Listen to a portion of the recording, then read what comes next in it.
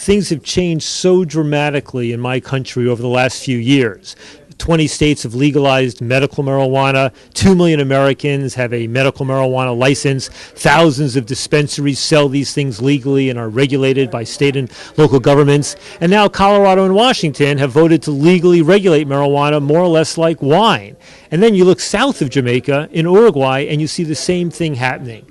I'm surprised coming here at how quiet it is in Jamaica on this discussion. Here, Jamaica has this national history and tradition with the medical use of cannabis. You have the culture and the Bob Marley and all of that. You have a lively underground industry here.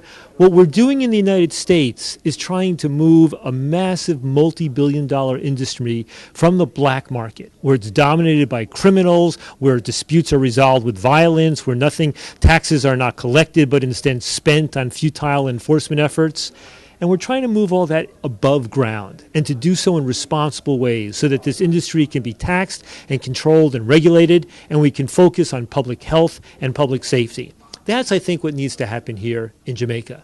Now, people worry, what about marijuana? We don't want our young people using it. We're worried about people who are mentally ill using it, all of these sorts of things. Those concerns are credible, and they have to be taken seriously. But the answer is not to continue with the criminalization of marijuana. We now live in a world, your society and mine, where hypocrisy around marijuana is rampant. We tell ourselves we're protecting our children, but we all know that any young person who wants to get ganja can get it very, very easily. You have older people who smoke ganja privately and then give sermons against it the next day to say how terrible it is. It's time for an honest policy. To the extent that marijuana is a problem with addiction or mental illness, let's deal with that. But deal with it as a health issue, not a criminal issue. And for the vast majority of people who use ganja, whether for medical reasons, religious reasons, or just to relax and enjoy themselves, they don't need to be treated as criminals. Let's make it legal.